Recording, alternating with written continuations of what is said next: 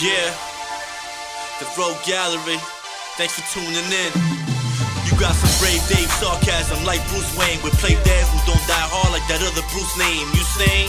You know Joe Diablo too? Sound like Spawn could really be his rider too. Yeah, comic relief with that Deadpool satire. Tune in and you can catch Captain Quagmire. Matt Swagger's gonna tell you what the show's about. The Road Gallery's like Autobots, so they rollin' out. Discuss comics and cartoons that I know. I the Tiger, no Rocky or Lino. Who's there like the OG Joe? No frats when we talking about the gamma flow. The guy walks between stars with some famous dudes. I'd rather watch Star Wars than entertainment news. So hit us up at the spot and let us know what you think. And make like Zelda and just wait for the link. Yeah. Where you gon' go for exclusive with shows, comics, movies, and episodes? The Road Gallery, the Road Gallery, the Road Gallery. Ladies and gentlemen, you wanted the best? Well, you got us three. Thank you so much for joining us on the Rogues Gallery. I am Matt Swagger, and we have a special guest because we can't seem to find Captain Quagmire after Thursday night. So we have Joe Diablo back. Welcome back, Joe. Hello, everyone. Thank you for having me. It's good to be back. Great to have you back. And, of course, played that 7-7. And you know we're here to talk about Batman v Superman. Hey, you got the producer. Oh, you're so right. Oh my God, I forgot you were sitting right next to me. We had Brave Dave with us as well. Goddamn affirmative action. Damn right, you know. Oh my God. We're sorry. So sorry. I was so excited over Joe being here. Finally. I have that effect. I have that effect on people. Yeah. So apologize about that. For anyone who doesn't know, Joe Diablo's been a big part of this Rogues Gallery thing that we've been trying to do for a while now. Yeah. Few setbacks, but he's finally with us. We're glad to finally have him on board. We're not totally complete because, unfortunately, Captain Quagmire went into hiding, and I think we got to put out like an Amber Alert or something. You know, I'm really concerned about the well-being of Captain Quagmire. Didn't you say he went incognito? He went incognito. Incognito. I think he's so embarrassed about Batman versus Superman that he couldn't, you know. Just hope he don't do something stupid showing up at Warner Brothers Studios, and you know. Oh man. So Warner Brothers, look out for a black man with a Scully. A Scully in a hoodie. That's the real Dark Knight. Oh man. Coming at you, the Dark Knight. Oh man. All right, guys, get into this damn movie. Where do we start? Exactly. Well, you know what? Where does one begin? To be fair, this movie is really all over the place. It is. Oh yeah. So it doesn't matter where we start. That's true. That's true. You know. So who wants to go first? Yeah, Matt, go first. All right, so you know, the opening sequence. You know, it kind of felt like we're watching Batman Begins. It kind of felt very similar with, you know, Kid Bruce Wayne falling down like the rabbit hole into the Batcave. Very similar. But then, you know, we see him ascending up out of the tunnel with bats swarming around him like he was Jesus. So it's, you know, I knew that had to be a dream sequence. But starting a movie with a dream, you know, I don't know if that was such a great choice. I know they wanted to introduce Bruce Wayne. But we all know who Bruce Wayne is. If no one knows who Bruce Wayne is, if they don't know who Batman is, something's wrong. You got to go do your homework, you know, read a comic, watch the animated series, do something. But I felt that was in poor taste. I think they could have did something with, you know, after Man of Steel, you know, but they did cover that anyway. But I think that should have been first. They should have covered what happened at the end of Man of Steel and then bring it to, you know, to that point where here's Bruce Wayne looking at, you know, Wayne Enterprises getting destroyed and kind of make it work like that. You know, I felt Bruce was too angsty even for Batman. Very angsty. Usually that's Spider-Man's deal in the Ultimate world. And I think he was just too whiny. Ben Affleck was great, you know, but again, he was given a raw deal with a bad script in a movie that was just all over the place. And, you know, don't take it out on Ben because he, I think, can be the greatest Batman that we have so far. So, you know, give the guy some credit. He did great. He looked great. The suit, we finally got a Batman that has a true-to-the-source suit. You know, the way he beats the shit out of people, I truly enjoyed it. You know, I didn't care about him really killing people. You know, I kind of, you know, that walked the line for me as a big Batman fan. That part of why I love Batman is because he doesn't kill people. He kind of has that, you know, sense of morality that he'll, break your bones, he'll hurt you, stab you, even here he's branding you, but, even I can live with that a little bit. But, just blowing the shit out of people in the Batmobile and the Batwing and essentially almost snapping Superman's neck. I don't know. It was he was really to the point of no return. I'm glad that, even though it wasn't, I feel great having Lois Lane such a big role in the movie. She kind of helped in that way. But, going with, Martha, like, what would make Superman say Martha, That was pretty intriguing, because both their moms had the same name. He could have said, my mom, he's going to kill my mom. But he says, you got to save Martha. So, things like that. It was really weird. And, and then for someone that was, like, hating somebody, just stopped and immediately likes you because your mom is being killed because his mom and dad were murdered. I didn't feel it was done right, It wasn't earned. Yeah. A lot of those moments were not. I get what they were trying to do. That in this moment, Superman was just humanized because he has a mom, like, and which is like 2 seconds after Batman says he's not a man. Right. So now that one moment was supposed to like bring Superman down to like our level, and we were just supposed to buy that. All right, this dude has a mom just like everyone else, and it's like you weren't buying it. I get what Snyder was trying to do, and I get what you mentioned the script, and I'm like, all right, maybe this sounded better on paper, but it just didn't come out well on the screen. Yeah. Not at all. I hated it, but I want to hear what Playdead 77 has to say about this, because you're a huge DC fan, you're a huge Batman fan. Yeah, I really want to hear your take on this film.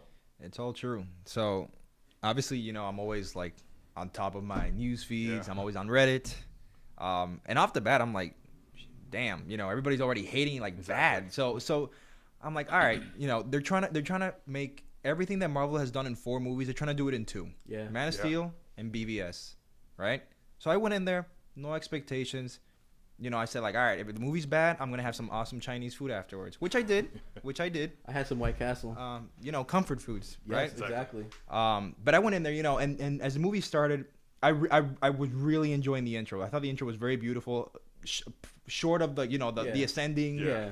But I thought it was right to the point, because how many times can they do, Batman killing origin. his parents, killing Uncle Ben, all this stuff, kind of, Spider-Man, Batman, they can't do that over and over again, right? So I'm glad they did it quickly, to the point. He fell down, the well or whatever, right into the cave. Mm-hmm. Perfect. They should have not done the ascending bit. Yeah. But I thought that was good. And yes, it did feel a little bit like Watchmen. Yeah. I thought Rorschach was going to pop out of the alley, but I wanted to get into that. But I'm like, all right, Zack Snyder's going to do what Zack Snyder is going to do, right? So Because Batman's dad's the comedian. yeah, right. And as it That's went true, man. And as it went along, I'm thinking like, And Negan. all right, where's that defining moment I'm going to say like, damn, they really messed up. But it's not like one defining moment. It's like the movie itself, from an editing standpoint, I felt like it was just pieced together like randomly. It didn't feel like the story was told properly. It just felt like they didn't know where they're going to go next. Well, that's what they said happened with Fantastic Four. Right. Like it felt like that, but I'm like, damn, everything seems like it's trying to rush into a certain point. Like it's trying to like get something done. It's trying to tell a story where Batman and Superman are going to face off, because that was the whole premise. It felt like 4 different movies in one. Pretty much. And I feel like the way they kind of showcased the Justice League so quickly, it didn't feel right. It felt like they just had to do it because they're trying to like catch up. They're playing catch up. I know. Tell me about the logos when you see in the laptop. How bad was that? That Lex Luthor named them already. Yeah. Right, well, that's another thing that bothered me, right? Like Lex Luthor knows way too much. He figured out the same way Lois Lane did that Clark Kent and Superman are the same person. And he knows who Bruce Wayne is. Oh, well, how do you figure that out? Exactly. Like, Bruce Wayne being like the most secretive guy we know. He sends an email to Wonder Woman with his real name and everything. I mean, well, she already knows. And like BruceWayne@gmail.com. Yeah, like that was weird. And the fact that Lex Luthor was already so ahead of the curve, like ahead of Batman after 20 years of him fighting crime and being ready for anything.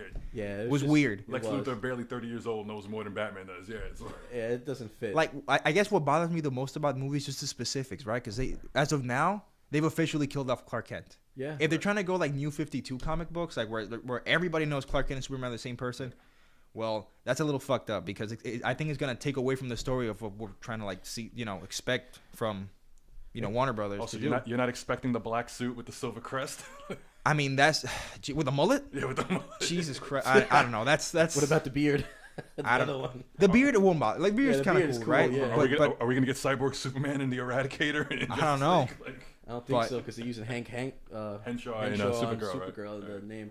But to be fair, yes, I've seen worse movies. Hell, I saw The Room with Tommy Wiseau, man. Like that's the bottom of the barrel of movies. Funny thing you say that terrible. is because someone posted on Slashroom about how right now that has a higher rating on Rotten Tomatoes Oh damn. than Batman vs Superman does. But you know what? I don't trust Rotten Tomatoes because there's Oh, some I movies don't I either. really like and they just have the worst the score. critics don't know shit. If they're not a fan, how are they gonna really know what it's about? But Well, I have a take on that in a sense. you're the film guy, so But here's the thing, right?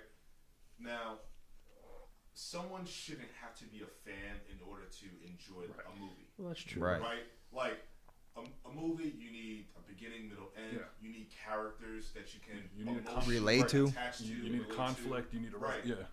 Like all these basic elements that we need for a story. Right. And unfortunately, this movie didn't have any of that. I blame David Goyer. So, David S.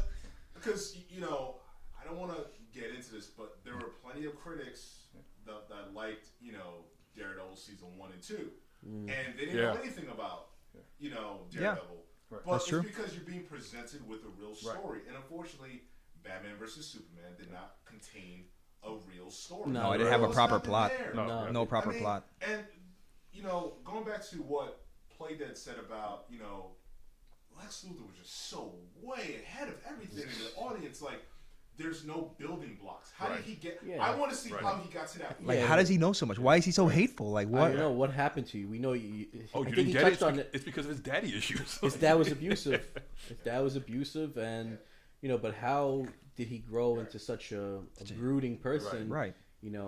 And He's almost as Like, dark what's as his Batman. what's his deal with Superman? I feel like Jesse Eisenberg is getting a lot of flack, and I didn't have a problem with him in the movie. No, he was he did a great job. with what he had, right? I Exactly. didn't have a problem with him casting in the role. I like the fact that they took a new take on Luthor. Right. Okay, he's a millennial. Yeah. He's like this young billionaire. Real entrepreneur. Zuckerberg type. Right. Yeah. and I don't No have pun intended because he played him. social network. I do not have a problem with that. I just didn't like the direction they chose to go with Luthor. That's true. Right. That was the only problem. I think the guy's a really good actor. He is. And I really wish they gave him some really good material to work with.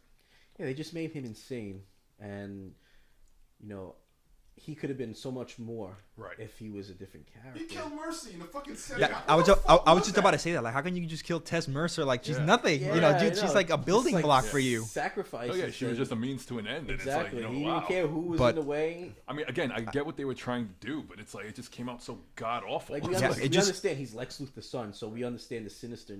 He's junior. Nature. Yeah, he's junior. We understand that. You don't have to make him so like paint belligerent. Yeah. Even the real Lex wasn't like that. Right. He's very calculated, Right, he's very cool, and he's much like Bruce Wayne in a sense. Right. This guy is off the wall like the Joker. Yeah, like he didn't care. He just I'm just gonna cause chaos. And like I'm like, dude, like, do you not expect to go to prison? Because everybody knows you're doing this. Yeah, you're going to jail. Like, you're screwed. But that's another thing. They didn't even bother like saying, oh, like Lex Luthor wasn't one that set off that bomb. Like, No, it was totally the audience knows. Yeah, it was nothing ever came about it. He just took off on his motorcycle and he found that his kryptonite Right, was stolen by Batman. Like he knew too much. And I guess something that bothers me about like both Man of Steel and BVS was how they just kill off like characters that I've known for the longest time that are important, like Emil Hamilton. Yeah. Like he's a super building block in the Superman story. Right. He's he's the scientist for him. Yeah, they killed Dead. him in Man of Steel, right? Yep. Yeah. Done. Tess Mercer. Done. Bye. Clark Kent. Bye. Never again. Well, we never got a Clark Kent in Man of Steel or Batman vs. But you know why? That's probably why they did it. They said everyone's complaining. You know what? Fuck this. No one likes Clark Kent. We're gonna kill him. Right. Like I felt like It's not a solution. I know, but No, not against you, but like what I know. I'm saying is that's a I know. terrible like Logic, solution. yeah. It's like that haven't we seen this in the industry so far? That there's no creativity, no originality. Like, you know what? They can't find something, they just get rid of it or change it. Yeah, pretty much. So you know what really bothered me the most too, and this all goes back to Man of Steel because this movie is all about the fallout from Man of Steel, right? Right. We never got that real relationship inter-office relationship between Perry White, Clark Kent, Lois Lane, even though they made Jenny Olsen. And then you hear the story about how the CIA guy... Jimmy Olsen's the dude in the desert. Yeah. The opening of the movie... Wait, that was him? Desert, yeah. They came out and pretty much said that was supposed to be Jimmy Olsen. You'll find that out in the Ultimate Uncut or whatever it's called. Ultimate Director's Special Edition. Jesus Christ. So this goes back to what Play Dead just said about just killing off characters who are integral part of this man's story. The mythos, Yeah. Of the the lifeblood of the comic. You just killing your franchise for a quick couple of $1 million. You have a great character, Superman, that you destroyed over the years through your comics, and now in these movies, you were doing it with Superman Returns, not against anything with Brandon Routh. Yeah, the Atom. Because he's a great guy. I think he found his niche in, Legends as Ray Palmer. Yeah. But the franchise almost died then. Right. And then you have a redeeming point with Man of Steel. You nearly killed it again, and then you're furthering the death by killing your franchise player. Very rushed, very sloppy, and they don't know what they're doing. Yeah, they don't know what they're doing. Like Lois Lane by the Hulk of DC, it was disgraceful. Yeah, I mean Amy Adams is a great actress, and unfortunately, that's one that's playing Lois, right? She's really wow. I really do enjoy her as an actress, but Lois Lane's supposed to be like a real spitfire. You know what I mean? Like you know what? I don't want to be that guy, but I'm gonna have to say it. Still the best Superman movie, the best take is Richard Donner. Yeah. Back in '77. I mean, Margot Kidder was a great Lois Lane. Lane. And there was such a great dynamic between her and Christopher Reeve's Clark Kent. So good. You know what I mean? Like so good. I mean, it's just ridiculous that a movie that was made like 35 something years ago still holds up in terms of story. In terms of 40 years. Yeah, I was just watching it the other day on TV. I'm sorry, but Man of Steel to me is kind of unwatchable. Like it's like Zack Snyder was trying to make his Terrence Malick film. Like, dude, what the fuck is this shit, man? Like, and why is it every nice fucking reference, time? Seriously. Oh, by the way, people, the reason why my face is not on camera is because I want to get a job through Warner Brothers one day. So I'm just he don't want to show his face yet. And ironically, my name's Brave Dave. I'm really a coward. Anyway, chicken shit. Chicken shit. But seriously, like, why is it every shot that we need to see of Superman either taking flight or descending, it needs to be like this poetic shot? And I'm like, dude, just have the guy land, man. I don't need every time he fucking descends. It's like I'm watching fucking Jesus. Do it one every time. And that's right. Every time. So piggybacking off of that, like everything was all like very, very like let's crucify Superman. Exactly. Let's do this instead of just like making him more like relatable. Right. Yeah. Like Superman Birthright, probably my favorite. Yeah.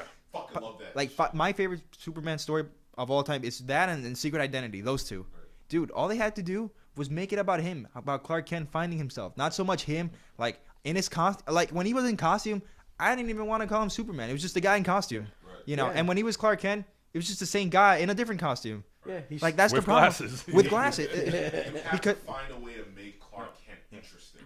And it's got to be about Clark Kent. It's got to be make it about him in the suit. Right, and what they did now is like, he would constantly be in costume, fought off Doomsday, got killed. Clark Kent got killed. So then I don't know if they just we're gonna kill him because we don't want to develop his story. Exactly. Why would you do that? Like, why don't you say, he went on sabbatical for a couple of years or whatever? Like, just say.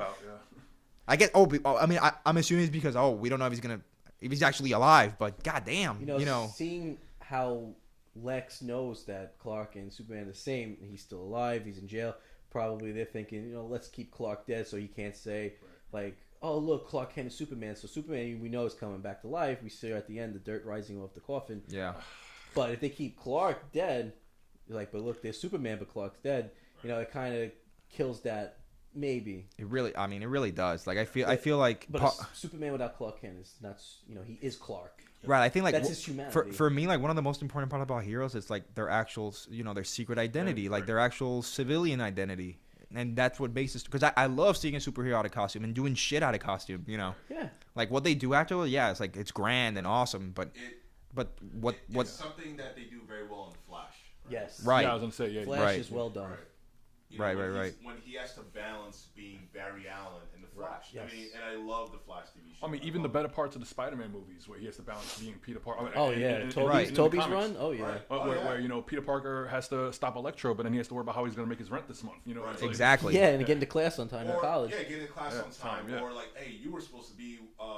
You had a date with Mary Jane at 8 o'clock. It's already 10 p.m. You're late. That's constant with him. You know what I mean?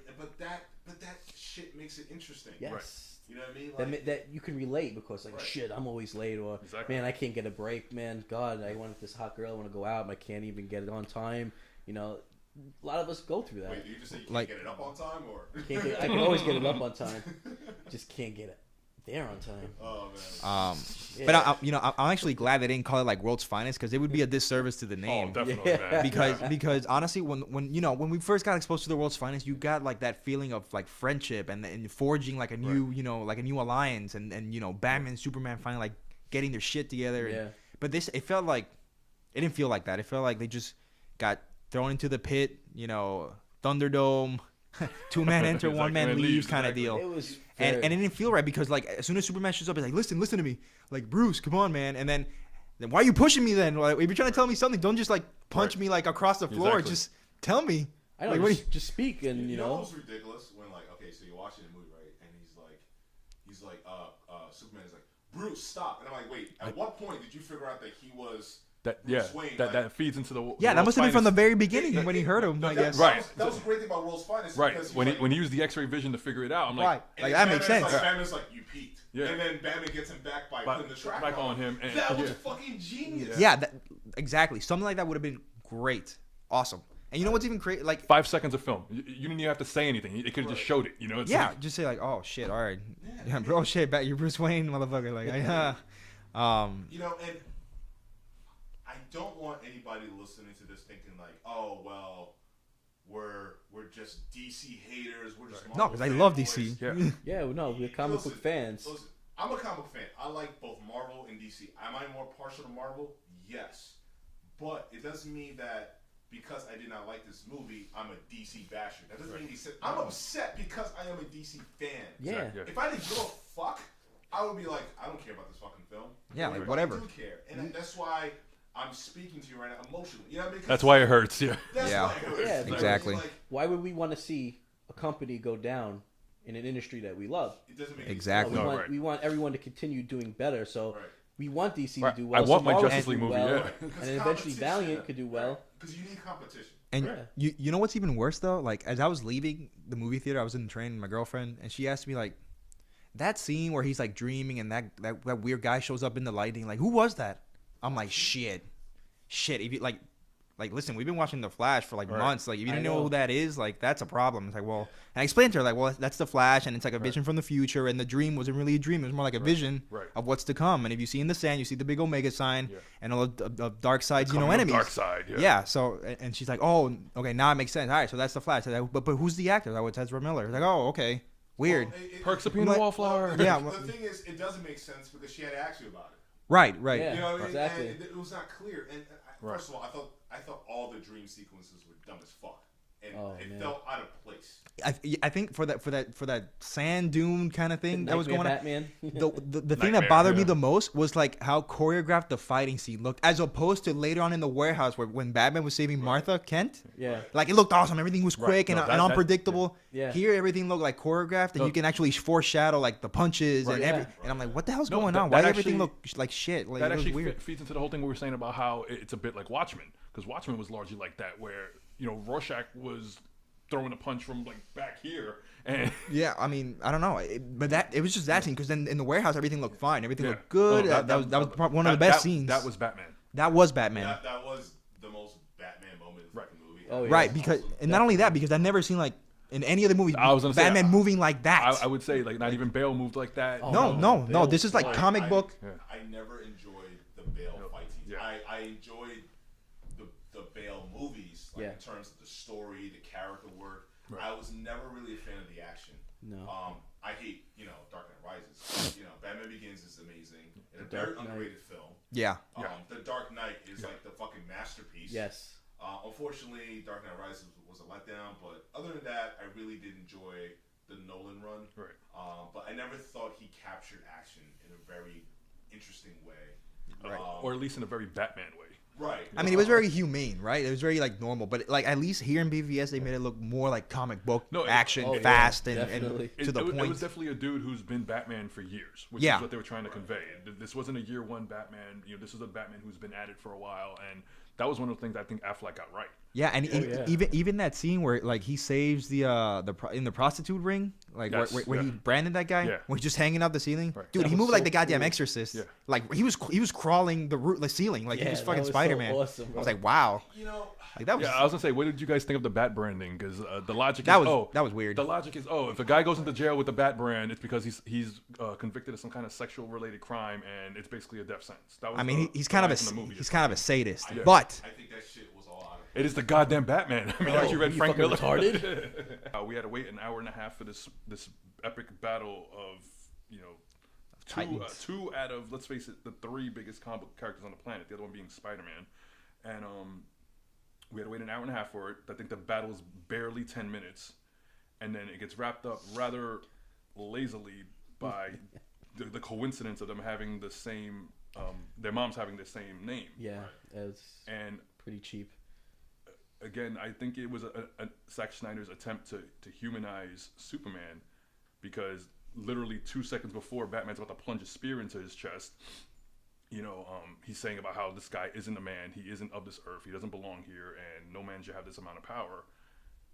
And then the mere mention of one name, like, puts Batman back, like, I don't know, man. Like, it just seemed so like forced. how you 180 like that just from a name? Yeah.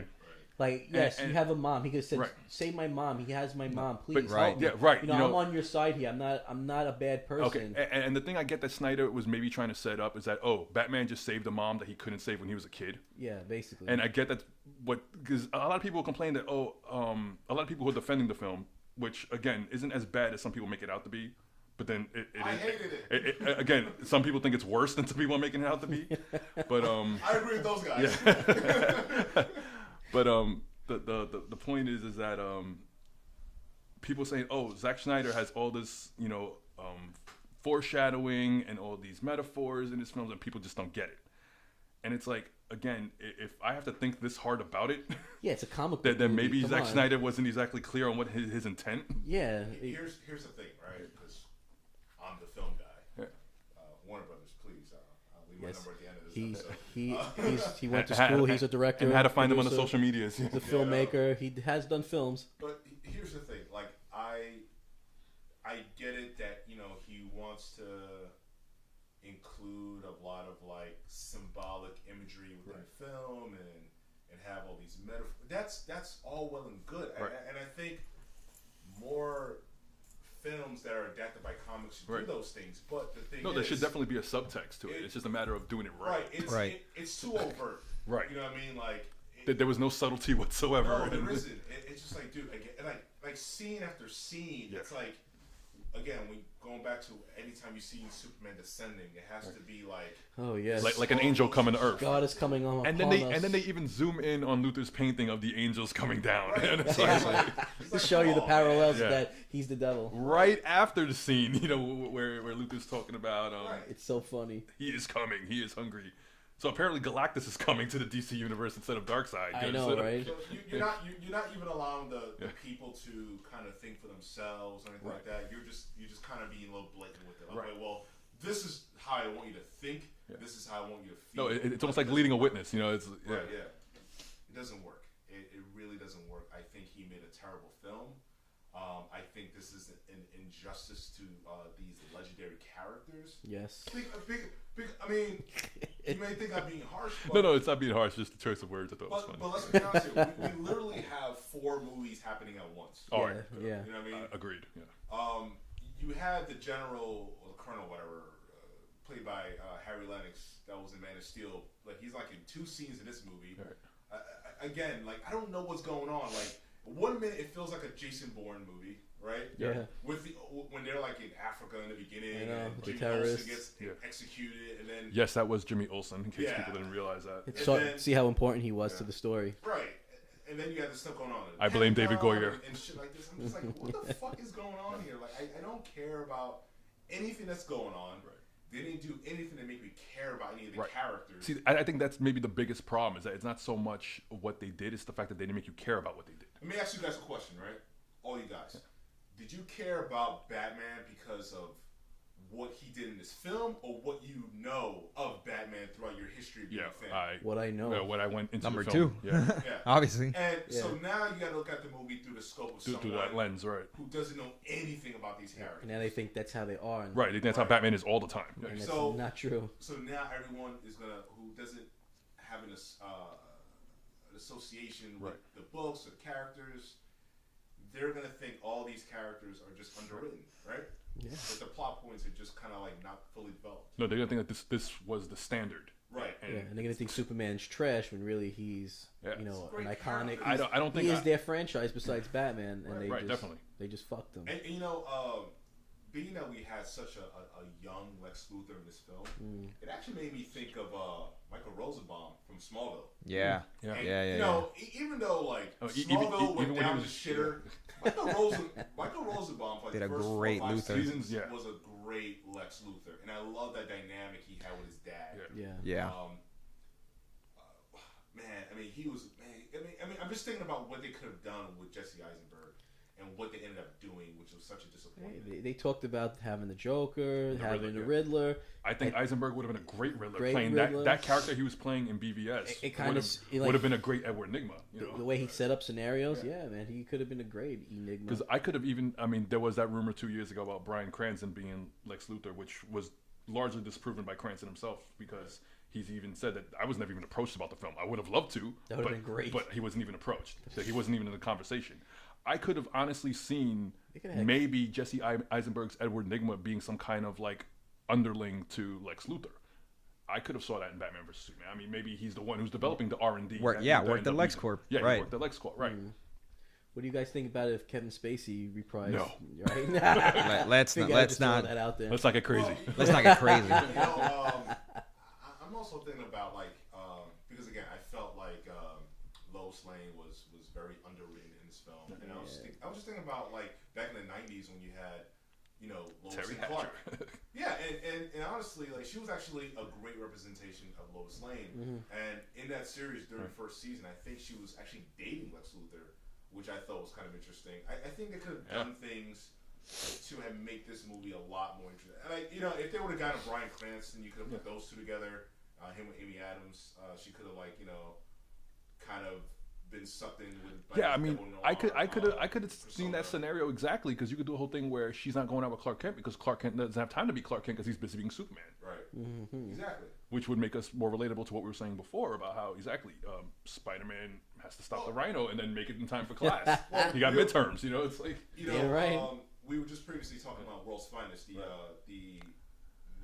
animated movie, the classic animated movie, produced by Bruce Timm and Paul Dini when Batman met Superman, and that was actually one of the plot points where Lois was trying to be a little more intimate with Superman, but not Clark. Right. But there was something always happening, so he always had to kind of fly away. So she actually fell into the arms of Bruce Wayne. Yeah, that was so good, man. So that was actually a really good dynamic. It was. Clark is always secretly like Lois, but never kind of said anything. Right. Yeah. And again, that was actually something that they did throughout the storyline of the cartoon. That was actually very interesting. Yes. We didn't get any of that initially. No, again, someone who's relatable. You're pining for this beautiful woman from a distance because you just don't have the courage to go up and just ask her out. Right, and this is the most powerful thing in the world. I was just about to say that this guy could turn the planet backwards. It is, and they she's a reporter. She should have been sticking to what she does, and I felt that they put her in positions where she was the key to many survival or whatever. They shoehorned her into no, you don't need to be there. You don't need to do this. He's Superman. If he really needs a freaking pep talk during a fucking crazy fight with this beast, something's wrong here. Come on. But focusing now we're going into Wonder Woman. My opinion, I don't think she even fit into the movie. No, not at all. She's very good-looking, Gal Gadot. Yeah, I was gonna say. I mean, they certainly chose someone. I think that's sex appeal they're trying to throw out there. I was just about to say she that. had no place in the movie. It made no sense. I have, I wasn't crazy about Gal Gadot being casted as Wonder Woman 2 years ago. I'll admit that. But from what I saw from her in this movie, I was like, you know what, I can buy it. Right. I can get into this. Yeah, like she wasn't the problem. She's not the problem. But I can edit all her scenes out. It makes no difference. And it would make no difference. Yeah. It will make no difference if you took it out of the film. That's a problem. Yeah. Yeah. Like, it's just funny that she has an accent too. I know Wonder Woman having an accent. Not that. I mean, I don't care. She's supposed to be like from Greek islands, whatever, Greek mythology. I think it works. It didn't bother me. Yeah, it didn't I thought it was gonna bother me, It's but not it that- didn't. It's just weird for me after knowing a character so long, then hearing an accent. You know. Well, okay.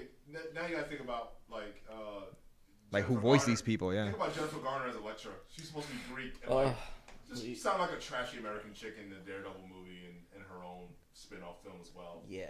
But let's not get into that. No. That's a whole nother discussion. Let's not rehash old But memories. what I liked about Gal Gadot is I think like she had this kind of very regal No, yeah, Oh definitely. yeah, she Yeah. looked great in those fancy clothes. thing going on Oh, about yeah. her. It Oh, yeah. worked. It really worked. good But again, looking. it's like she wasn't an integral part of the story. I felt like they kind of just shoehorn her in. No, because the one part where she could have been, they already showed us in the trailer months ago when she jumps in front of the fire blast or whatever that was from Doomsday. saves- Yeah, Saves exactly. Batman. Gamma breath. And it's like that took. I mean, to me, I would have not shown that in the trailers.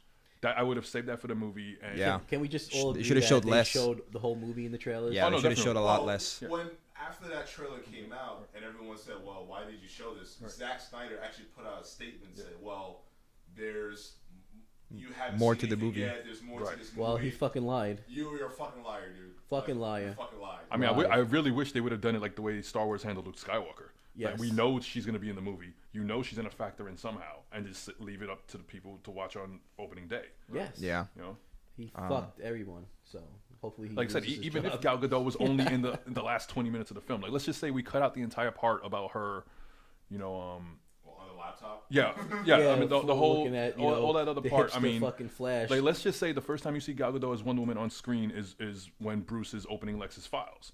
I would have been okay with that. Yeah, that would have been fine. yeah. And in terms of the files. Let's get into the files. Yeah, it's like It was just so stupid because you had everyone's logo there. Yeah, like What the how fuck do you is that? who named her Wonder Woman? Like it's like it's who like named him? it's Aquaman. Yeah. it's like Lex Luthor already decided their costumes for them. I was And- all right. Aquaman, I I know. could see Lex being just douchey and just calling this underwater dude Aquaman. I could kind of see that. Like, What do you guys think of how he looked, Moma? He looked fine. I thought he looked bad. I thought he looked good.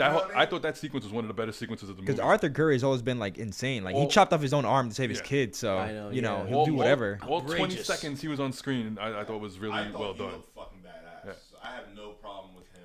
As, Nah, I think and I actually think like I mean obviously Aquaman is traditionally like a white Blonde male, hair. so No, Yeah. I like it this. actually makes Yeah. more sense that he's Right, he's more Polynesian, right? Yeah. Of course, he lives under the sea. Yeah. Right.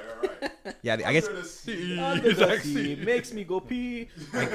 I guess the only weird part is like how they kind of showcased them. It was just too straightforward. I feel. Yeah, Like the only one that was like iffy was like the Flash, but they gave him like two, twice the Right. coverage, right? One he shows up, And in a way, we saw two different flashes. You know, I mean, right? Because it was future Flash and So- past, present day, and yeah. then Do you think the future one is the forensic scientist that works for the CSI department?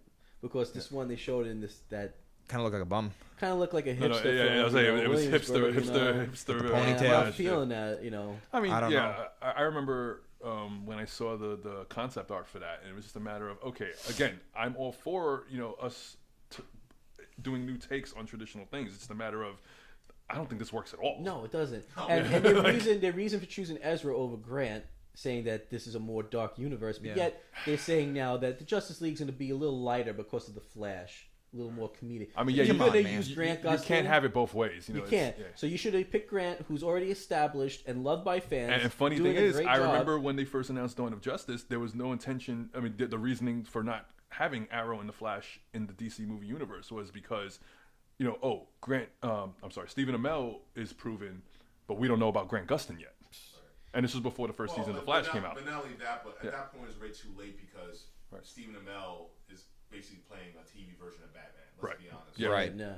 I think in order for all this to have worked, we got to go back like 4 years. I think 4 or 5 years where this needed to be carefully planned. Okay, we want to build the DCU. We're gonna have the TV version, the movie version. I was gonna say that. Marvel's. That's what Marvel's doing. I was just about to say that Marvel has architects planning shit out for the next like 5-6 years. You know. Yes. You know, sometimes it's for the most part, it's pretty successful. There's sometimes where I don't feel like the marriage between Agents of S.H.I.E.L.D. works that well with. No, it does feel tacked on sometimes. It's kind of you know, second classy. Right. Sometimes it feels like that. I'll admit it, but I think DC could have followed that same path, and you know what? We're gonna create. We're gonna have the characters on TV. No, that could be the filler between movies. Right. Exactly. Yeah, you know. I mean, think about how much the ratings would have jumped if we would have saw Henry Cavill on Arrow, or you know, or Grant Gustin or meeting Ben Affleck. You know, I mean, You know, the thing it could be a one-off. You know, I mean, that's all you really need.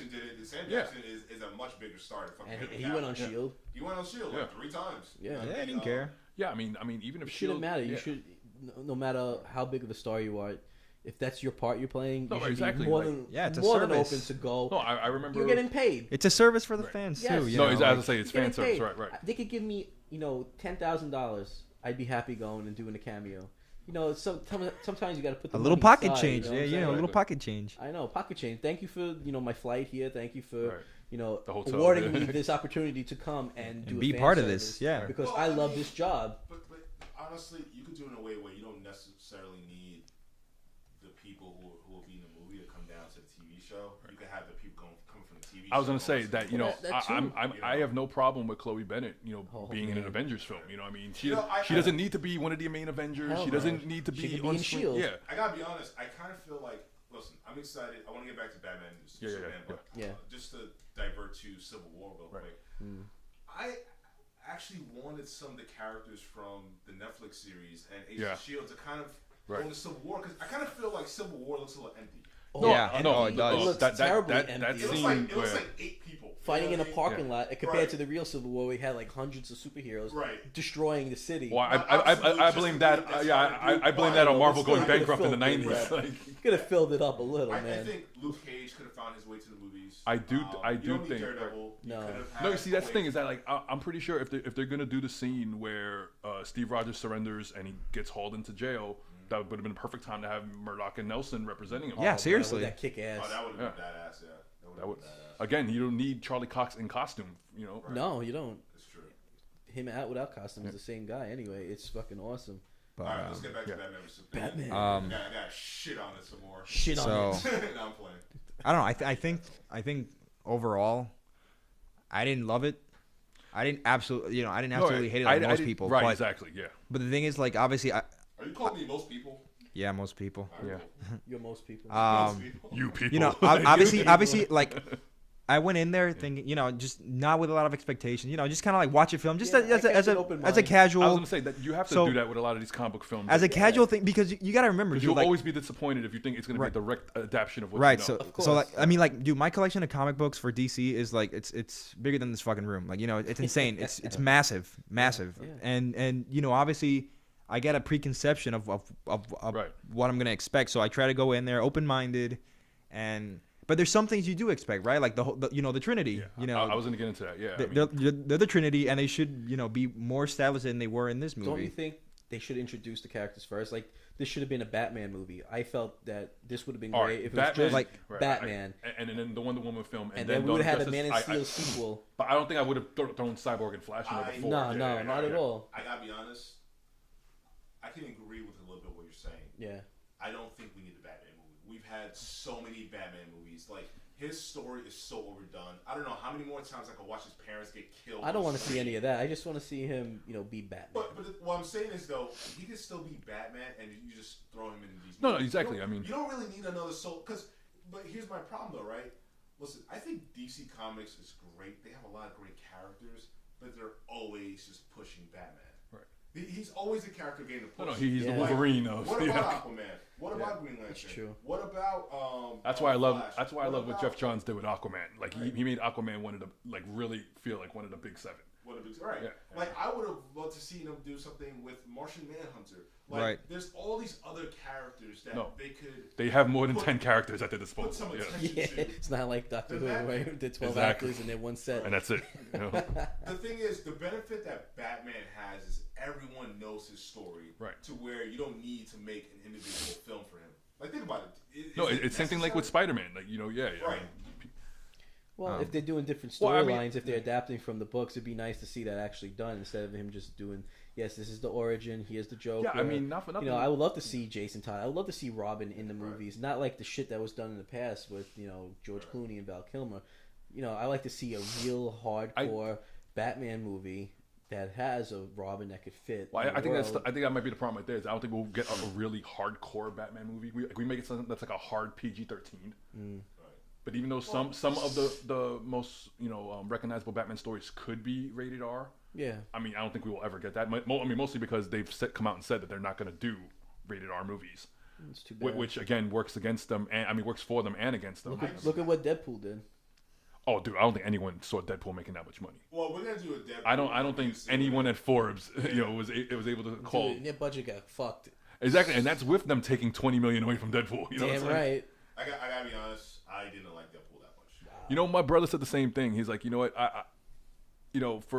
some people are acting surprised that it made this much money, but he's like, you go to Comic-Con and you see like 1,000 Deadpools, and it's like, man. Yeah. So he's like, apparently all these guys went to go see Deadpool. Went to see that. Yeah, That movie, okay, like it's comic relief, man. That's No, what I mean, Deadpool yeah, is, yeah, bro. yeah. That's I Deadpool. feel like it's one of those movies that kind of dated itself. There's so many references. Okay, so I mean, back to what Play Dead mentioned before. Like, is this a thing of you expected one thing, and because it wasn't what you expected, you didn't like it? I knew exactly what I was gonna get with Deadpool. Right. Yeah. But I listen. Put it like this: with a lot of the promotional material that they released, which Is one of the best genius. promotional campaigns ever. Yes, it was genius. That was a great promotional campaign. Yes. It was actually better than the movie. Oh shit. All right, the scene with the little kids as the X-Men in the playground That was had to have been fucking one of the best, hilarious, man. amazing things I've ever seen in my life. Don't get me Like, wrong. Like I had fun with the movie. I had a good time. Right. But in terms of its structure and everything, I kind of felt like. I mean, there's definitely flaws, in that it, degree. It was one of those movies that I felt like Deadpool to me could have been like the Reservoir Dogs of comic book movies, right? I guess, like, yeah. They could have played against type. Yeah. They could have played against the norm, but they kind of it follows the same No, it's formulaic in a way. tropes Yeah. as a lot of the other films. Yeah. Like even the scene in the end when they're like at that fucking, I don't know what the fuck they are in that movie, but like I'm like, do we really need like that explosion or whatever the fuck that shit happened? I'm like, we didn't need all that shit. No, it went straight was Michael. just It was a Michael Bay overboard film cheese. after It that. was Yeah, just- it's like cheesy shit, but Basically, that's what it was. It turned out to be the same movie that it was making a commentary on, right?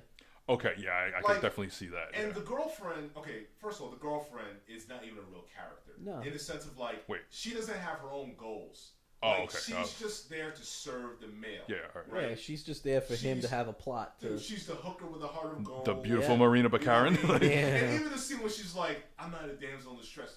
Bitch, 10 minutes later, you're tied up. Get the fuck out of here. that's why you need to pull Wade. Took a knife to the head to get you. You didn't try to get away or anything like that. You were waiting for the man to come save you. She wasn't a real character to me. Like, Deadpool was funny, but I feel like it's going to be very dated in a couple of years. I think some of the action sequences was okay. Yes. We didn't even get that. It was only like 2, I think. I was gonna say, Because he yeah. couldn't get much. That's why they kept making Yeah. him forget his guns because of the budget. They had Right. It And I was get it. it was shortchanged. Maybe next time they'll give him a bigger budget. I get it, but here's the thing though. What people have to understand: a bigger budget doesn't make it. I was gonna get right back into Batman vs Superman with that. Yeah. Because no, it's true. But look what we're talking about. Now today. that you're we're right. talking about a Yeah. movie that cost almost 4 times. 220 million, right? Like, I think Well, 250. yeah, I mean, with the promotional, that's where they're getting that 400 million figure from. Yeah. Oh my And god. So 250 million. this movie needs to make 810 million to be considered profitable. Exactly. Damn. I think All as these as of Friday night, I Good mean, luck. between Friday and Saturday, I believe we cracked 100 million. I think it was projected to 121. Yeah, I think it was Friday made 22 million or something like that, and then Saturday, no, wait, No, it'd be like no, 82 million. Thursday night I think did the 20 something Yeah, million. Friday and then made Friday 82. made the 80, so that's already given us. Well, here's the thing: these movies they make their billions based on the fans that want to go and rewatch it. Yeah. Right. Like, Some people I say they've seen it 5 times. Right. already. Same thing like with Star Wars. I actually know someone who saw Star Wars 5 times. That's and it's crazy, like, man. But how many fans are actually going to go out and see this movie? Oh, no. You might get some people, because there are people who do. No, right. I mean, Yeah, They they might are. go see the second time. I don't think we're gonna get a lot of people. Oh no, who like see it I 2 may times. go see a matinee of this again, but I'm definitely not paying the 16 for the IMAX. no. I want my $15 back. Yeah. Oh man, I'm glad I had reclining seats. I paid $15, and I was happy. Oh yeah, I was very comfortable when I I was laid watching back the the whole movie. time. Very, very laid back. I think there was a homeless dude in my theater, man. It was like the smell that just wouldn't go away. It's the Like, smell. I went to Kips Bay Theater. I don't know. Oh man. I was at Roosevelt Field, Long Island. I saw it at Bowtie Cinema on 23rd because they have the reserve seating. Had that reserve seating, cheap ticket. I said, "This is gold." I hated this fucking movie, guys. I just want to, just in case I didn't make that point. Yeah. We're perfectly clear. You fucking hated I it. fucking hated this movie. Fucking hated it. And you know what? I was not fucking happy with it. Yeah. I was only happy for Ben Affleck that he got to redeem himself, even though fucking Rotten Tomatoes is shitting on him. He shouldn't let it bother him because he could see the ticket sales. He could see Exactly, how I the mean, fans are responding to him portraying Affleck Batman. ain't hurting. Fuck Ben, if Yeah. you Motherfucker got. I saw his net worth. Motherfucker got $75 yeah, million. man. Yo. Yeah. He looked Give like me some of that. he looked like he was about to cry in one of those Shit, give fucking me, interviews. give me 7.5. I just moved the decimal over one I spot. know, man. like- Give me 75,000. I'd play Affleck. Batman. Affleck, live my life for a day. I'll give you something to cry about. Yeah, Like, man, please. You know, you did fine. Don't worry about it, all right? Daredevil's in the past. You're Batman now. Just fucking don't disappoint us further in the future, all right? Exactly. So, yeah, we didn't talk much about Doomsday and how atrocious he was. What is there to say about Doomsday? What is there to say, Joe? It hasn't already been said about Afghanistan. Bombed out and depleted. I was just waiting for him to say, Hulk smash! Oh, man. It was weird. I mean, like, Yeah. I kind of like the idea of like making him out of like a Yeah, Kryptonian out body. of I thought that was God, kind of, right. I thought that was kind of smart in a way. Obviously, because if they added like this whole other, Right, if there's a whole nother Kryptonian that Luthor secretly had. well, you know? not only that, because like Doomsday wasn't originally created on Earth. It was created like away. No, he was Yeah. created on Krypton, wasn't that? He was like supposed to be their weapon, and then Yeah. they just couldn't control him, right? And then yeah, he somehow made his way to Earth. But so I guess that was kind of cool the way they made him. Yeah, but all right, that didn't the seem actual as Doomsday. forced as some of Yeah. the other stuff in the movie. right, but the actual Doomsday, Jesus Christ, it was a little weird. Yeah. First of all, he had like energy and electricity coming out of him. He's kind of evolving. Like he should have just had the bone structure from the beginning. I feel. But even in the Yeah. comics, he had like these clothes, and as Superman was beating the shit out of him, the clothes came away, and then all the fucking spikes and the horns Yeah. were The coming out of bones. him, and you know, it appears that he gammed up from that nuclear bomb. It was kind of reminiscent of the Hulk. It's like, here's this, you know, Doomsday. You're DC. Keep it original. Let's not make him into a troll from Lord of the Rings, where Legolas is gonna pop out and start shooting arrows in the head, and you got Batman and Superman looking at each other, thinking, "What the fuck is going on?" God, could you imagine if Orlando Bloom as Oliver Queen came out That's Oliver Queen. Oh God. and shot an arrow at energy powered A Doomsday? kryptonite arrow. Ugh. And- Because I do remember that Reddit post that claimed to have spoiled this movie by at the beginning of January claimed that we were going to see the Justice League form fighting Doomsday, that there was something was going to happen over the water, and that was going to bring Aquaman into the fray, that the Flash was going to be in the city that was getting destroyed when Doomsday was there, and that we were going to see everyone except Lantern fight Doomsday in the end. That was going to be the final sequence of the movie. I don't know if that would have been better or not than what we got here, but I mean, I think anything at this point would have been better than what we got. I think that probably would have been better than Superman just getting killed like a Yeah. bitch. Even in the comics, at least he died a man. They beat the shit out of each other, and they both Right, died. You And know? he was fighting solo. He didn't even have help at the time. No help. He didn't need no fucking help. He's Superman. They literally beat the shit out of each other from the sky down to the Earth's core, back up, and just laying hell on each other until they both collapsed and died. This Yeah, goes like- back to what I was saying before. I mean, you have like 4 different movies going on. Yeah. You have Batman versus Superman. You have Death of Superman. You have Yeah, I mean, he's trying to adapt You have all Trinity, these different yeah. stories into this amalgamation. It doesn't work. Doesn't you work. Can't do that, Yeah, man. And You got to pick one and stick to it, man. Yes, like we need to know- develop one. One story. Doomsday felt weightless. It was a waste. No, I mean, It's I similar felt to kind of how Ultron was. I was gonna say like they wanted you to believe there were these world changing stakes here, and it's just it's not really, it was something was lost in the execution. I didn't get that at all. And the CG was terrible. Terrible. It was a lot. The CG looked bad in the trailers. Right. Everyone always says the typical thing. Well, they're not. That's not the final version. No, it was the final. It was the final. No, it was. Version. Yeah. It was. It looked bad. Zack Snyder just trolled the entire internet. He did, and he didn't give a fuck if anyone cares or not. I mean, he said himself he made this movie for himself. Yeah, he's a comic book fan. And that's great if you're like more of an auteur director. But this is supposed to be. Well, Bryan Singer said the same thing about Superman Returns. When directors say that, exactly. It's very troubling. Yeah. Because at the end of the day, this is supposed to be an audience-friendly film. Yeah. I didn't bring this up before, but there were kids in my I was gonna say the same thing. And they didn't look like they were having any fun. Not at all. They were like, This was not a movie for kids. No, you're not right. at all. That's why Ben Affleck didn't let his kids see it. He said he didn't want them to have nightmares. That's why he went to the kids' party as Batman. that was about as close as this kid was gonna get to seeing him as Batman. That's it. I mean, seriously, and this is a shame because these you're characters right. are essentially for kids. Yeah. No, you're right. And Definitely. it's great when we're adults and we can still appreciate them, and that's awesome. But Superman and Batman are essentially for kids. No, you're right. And Definitely. I literally looked around because I had nothing to do while I was watching this movie, and no one was really reacting. The level of indifference that Dave has for this movie is immaculate. It really Isn't is. it? It's great. I'm being honest. No, I know. This was so disappointing. But see, that's the thing is that as someone as hardcore as you can go in there with an open opinion that all right, maybe this movie won't suck, and that's what you want to believe. And then when they prove you wrong at every possible plot point in this movie, It's also a great thing as a fan, as a comic book fan, not just someone that likes movies, to go in and be able to say, this wasn't good, right? And have that honest opinion with yourself and with your fellow comic book fanboys and nerds and geeks alike, saying, guys, we could have had better. Your views, you like Batman, you like Superman, that's great, but you know what? We could have had a better story, better character development, because we deserve better as fans that pay money to see these movies, to read the books, and to buy the fucking DVDs. I was just about to say Exactly. that it's not so much just you ask any industry expert, they'll tell you that it's the casuals that support movies. The hardcores are maybe 10, 15, 20% of the total gross. But we're the guys who keep the books going. Yeah. That these movies are based on. We're the ones that's blogging about this shit. Yeah. So don't fuck us because you want to make something for yourself. Yeah. And no, not for that's the wrong kind of self-service. self-service. Fans that love this and that keep your pocket growing. So think about that. And I don't want to just pick on this movie because listen, we've been. There is a lot more that could be said about this movie. A lot, There is. No, but we've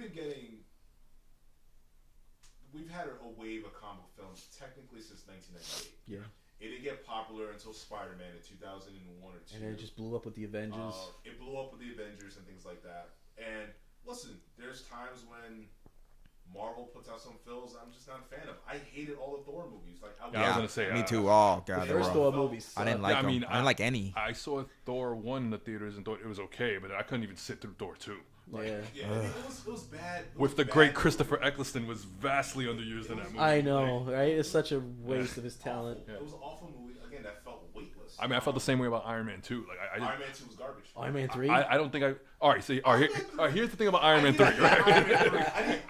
I didn't hate Iron Man 3, exactly. But I wasn't all the way in love with it. Yeah. You know what I mean? I was more in the middle of the ground. Yes. I liked Iron Man 1. I did not like Iron Man 2. I didn't like any of the Thor movies. No, Iron Man 2 was not as good. I did enjoy Age of Ultron, although it's a very flawed movie. Yeah. But at least it was funny as hell. At least they gave me something to work with. Okay, it was fun characters, fun dialogue, and speaking of dialogue, the biggest problem I had with Batman vs Superman, and the same thing with Man of Steel, is they did not feel like real people. No. And it's a bit ironic, right? Because this movie is very grounded, gritty, and the mood is set to be very realistic take, but they don't feel like real people at all. No one is saying anything. Everyone is making a profound statement. I was gonna say like not every line of dialogue in the film has to be this thing that's gonna change your life. It really doesn't. No, because that's not real life. Right. No one talks like that. Right. No. There's moments. Right. But it's not like every bit of dialogue. Yeah, not everything, not every word spoken on film has to be an epiphany. Right. Exactly, because who the fuck's gonna understand you? Right. and it takes away from that scene where a character does have an epiphany. That's when it's like, oh, like, wow, that was that's the aha moment. Right. No, right, exactly. Fucking like found this is the moment where it's supposed to matter, because up until this point they were clueless. Right. But if if you're force feeding these revelations into every second of the movie leading up to that point, they lose their emotional punch. Yeah, it goes.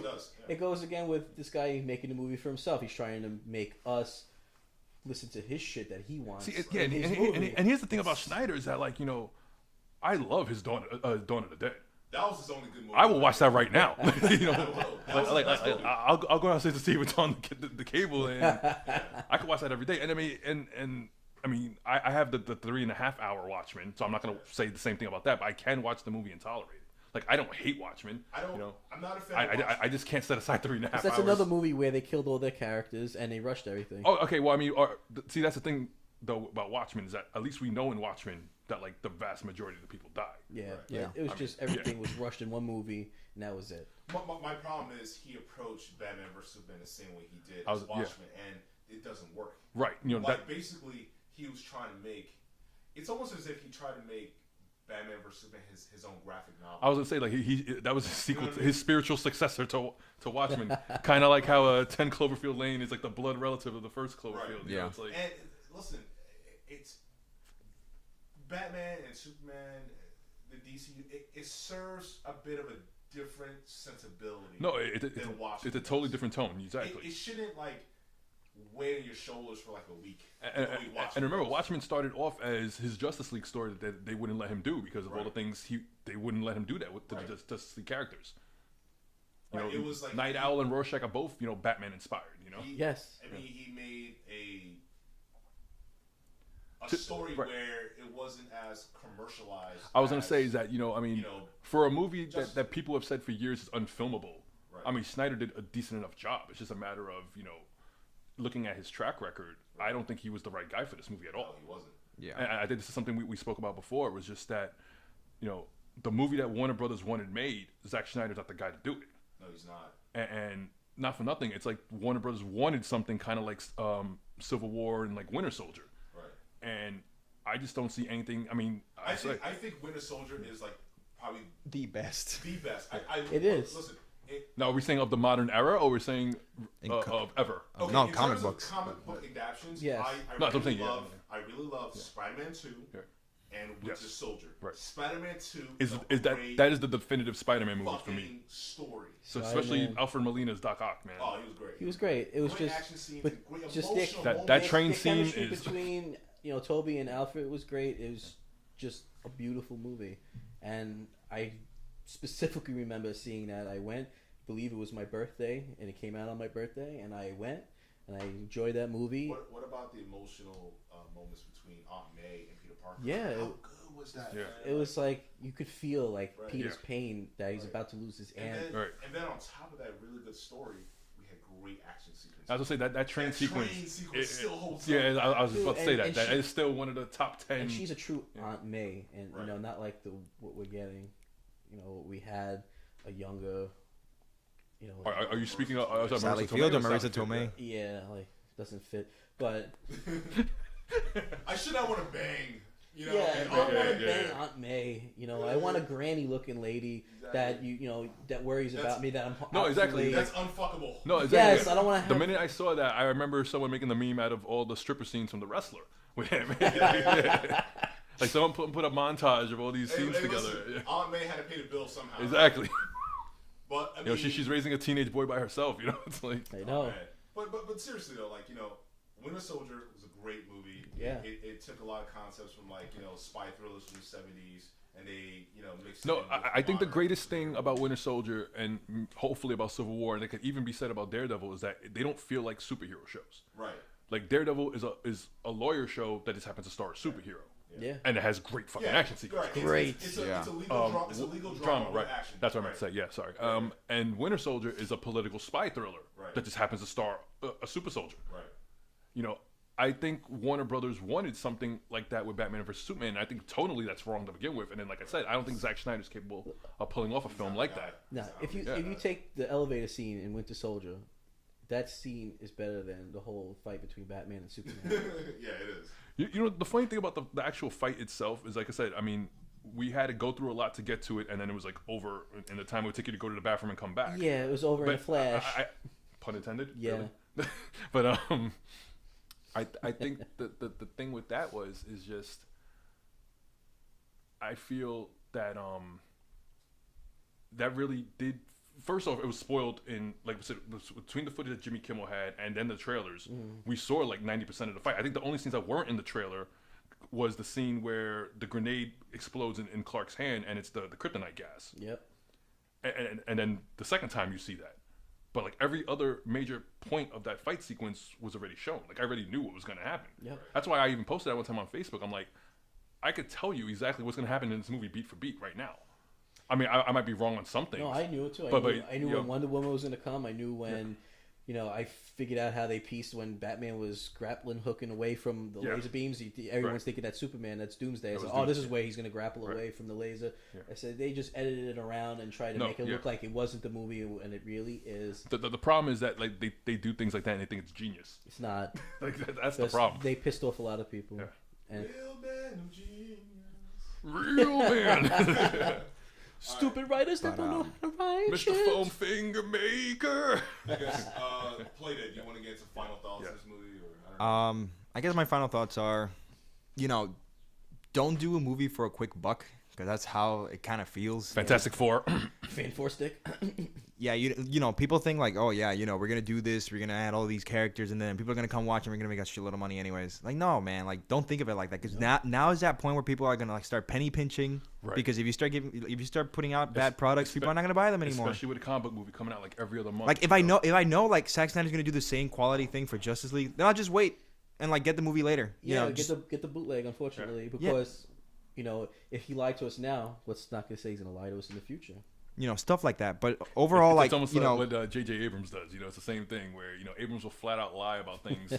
Especially the whole thing with Benedict Cumberbatch in Star Trek 2, and it's. I didn't care about that too much because honestly, I love Star Trek 2. Yeah. Really. And I mean, you would use the word love. I thought it was a fun movie. I liked it. Wow.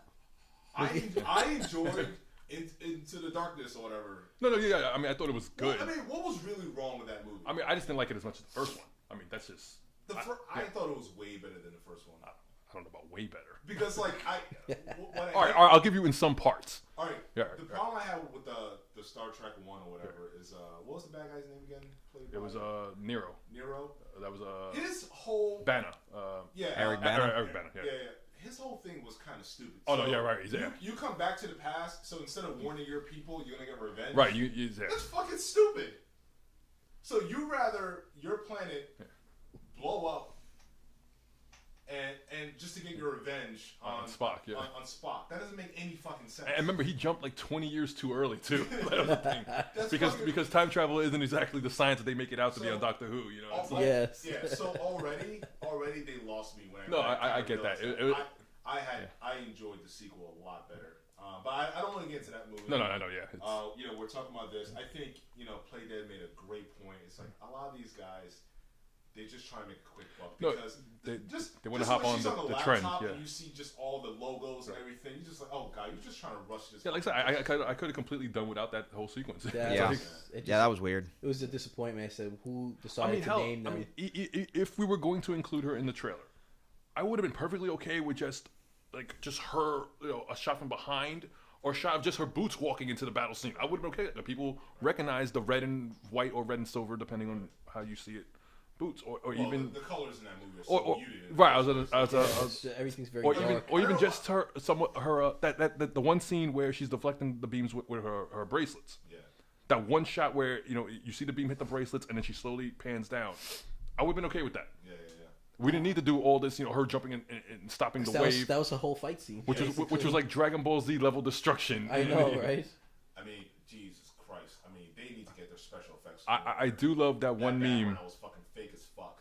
Oh yeah, when he did the Dark Knight Returns shot where he's like like this, and then he wraps around the building. Yeah, that was the entire battle involving Doomsday looked fake as fuck. Oh, it was terrible, man. You know what I mean? Like I said, there's that crayon. What the fuck, man? Like, they were running out of money at that point. There was that one meme that came out right after Man of Steel, and it resurfaced again when this movie came out, where it's like, for 300 episodes, Goku would battle these guys, like all over, but then he would take the fight into the mountains, and has never caused that the same amount of destruction. Have you seen it in Man of Steel or in Goku Batman never vs put Superman? anyone's life at risk ever. And these are guys who can split mountains with their hands. Well, Yes. think about Superman 2 with Richard Donner. Right. When he's fighting Zod and his minions. Lex Luthor, What the did he ruler do? of Australia. He took them away from the city. Right.